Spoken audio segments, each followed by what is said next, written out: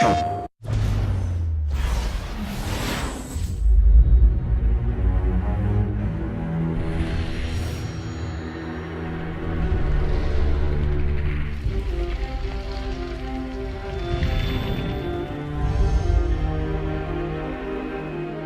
the history of the studio, we've always built our own engine, and it's something that it can be a blessing and a curse. It's slower to get up and running in the project because everything has to be built up from scratch, but you have much more control over how the engine is kind of accomplishing the goals of the games and IP you're making. It's always been important for us to have our own technology at Ready at Dawn because we have a vision of what we want the game to be and where we want the story to go, but we also have a vision of where we want the technology to go. So when you're starting a new engine, what you try to do is you try to build on something else, that either that's experience, another engine entirely, or in our case, we had a PSP working engine. On the PSP, it's how do we make it smaller? How do we kind of condense it? How do we streamline it? On the PS4, everything is how do I make it bigger? How do I make it faster? How do I make it more in your face? My feeling was that for this generation, a big distinguishing factor was going to be just how much more alive a game level should feel. We want every part of it to look like it belongs and feels kind of real and lifelike. We want it to look like it's a real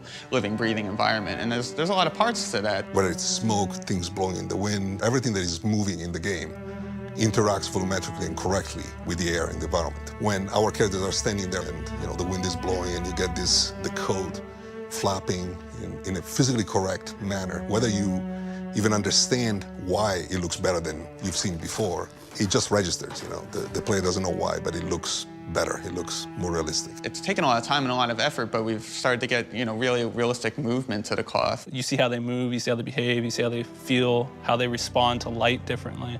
And so a lot of that was a ton of research into period-accurate material.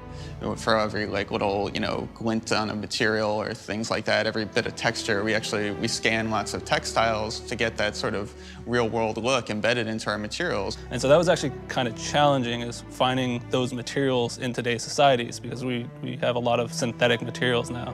Using a 3D scanning process, we took reams and reams of these kind of historically accurate textiles and digitized them down to sub-millimeter precision, which just has all the imperfections and also artistry that is really hard to kind of simulate from scratch. We actually have specialized cloth shading technology to make it look right and sit well in the scene and make it so that when you see it, it just looks like cloth and it doesn't look like a plastic tarp wrapped around the guy. We really put a huge investment in terms of our material model and the lighting that reveals it. Those two things really go hand in hand. I think over the last 5 years, the industry, both movie industry and the gaming industry, has kind of transitioned into a more physically accurate lighting model. So game lighting tends to be very kind of forward diffuse lighting versus kind of glancing and getting the variation in wetness, in sheen, in material properties. So instead of having full-on direct lights that just illuminate the full face of a character,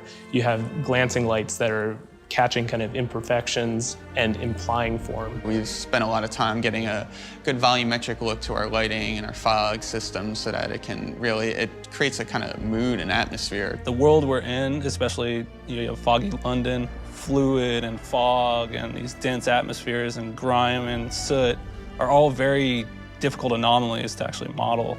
Even London today, the fog is a common element. But if you look at the Industrial Revolution, it's like you had fog and you had booming industry, you had soot, you had pollution.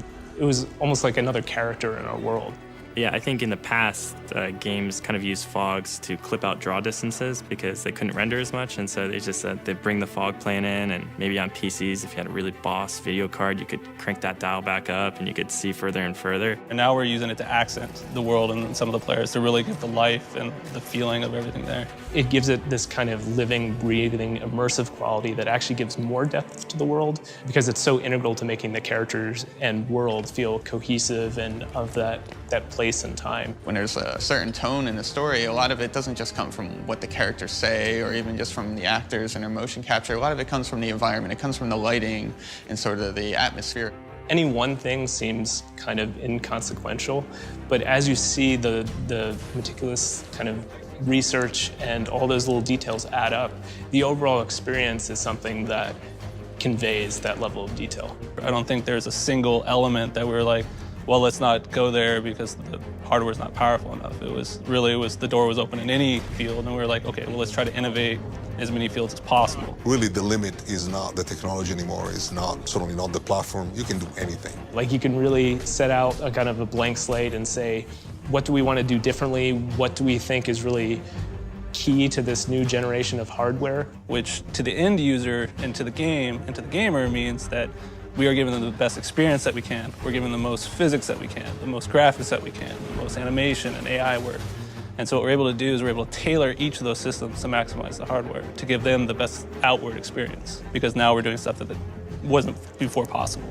You have a truly cinematic, immersive, experience with characters that you care about, with environments that, blow your mind, that look so painterly and so beautiful and so interesting that you actually want to spend time in that world. Stay vigilant, all of you. We can expect hot work here.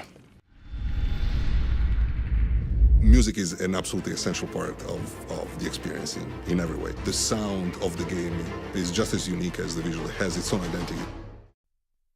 PlayStation